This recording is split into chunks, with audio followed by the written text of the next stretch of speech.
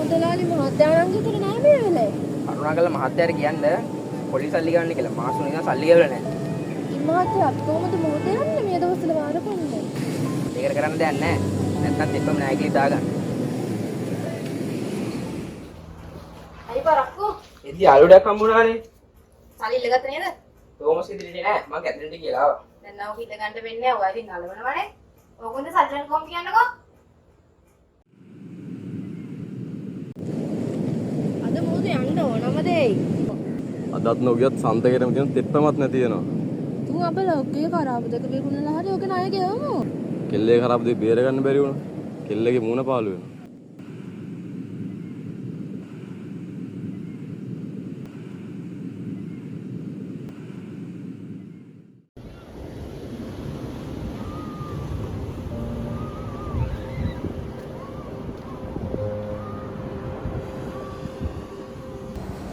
තාත්තා දැන් ගිහලා දවස් දෙක තුනක් වෙනවා නේද අම්මා? ඒ පුතේ තාත්තා මේ ඇයි මොකද? නෑ මොකුත් නෑ. යන් ගෙට යන්න.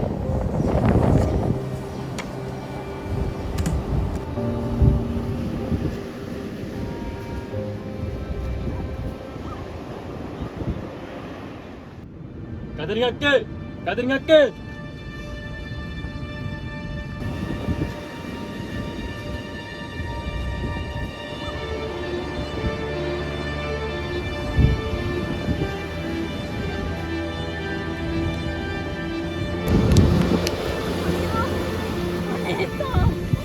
තෝමස් අයියේ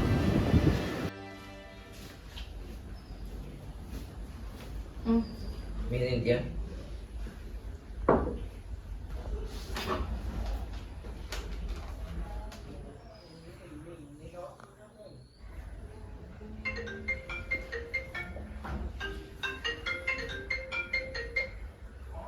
Hello.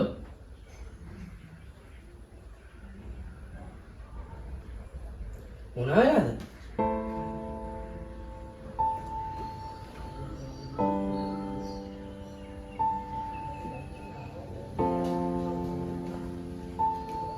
කැතරින් කියන්න මම මලගෙදර විදන් බලා ගන්නම් කියලා. ඒ මොකද වෙලා තියෙන්නේ? ඊයේ තෝමස් මොදිලා නැති වෙලාලු. දැන් උන්නේ සල්ලි ලෝන් කොහොමද? ඒ මොනසම ඇල්ලීද තමුස මතකනේ එකම දේ ඕකද? ඉතින් කවුරු කරා තනියම පඩුලා තියෙන අපිටනේ. අනිත් තමයි ගෙදර සුද්ධ කරන වට පිස්සු ගන්නේ. ඔව් මට පිස්සු. තෝමස් ආරං කාලේ මුදු ගිය අපිට සල්ලි ගන්න. එහෙන් බැලුවොත් තෝමස් උනාට අපිට සම්බන්ධයි. මට දැන් තමුස තියද එපා වෙලා තියෙනවා තමුස දරා ගන්න ඉන්න. ඒ කියන්නේ තමුස තාම ධර්මකවත් නැත්තේ. නෝනා මෙන්න මේක තියාගෙන මේ මගේ දරුවයි කරාබ දෙක. ඒක තියාගෙන ආගේ ණයයි පොලිසියරම මේකෙන් බේර ගන්න.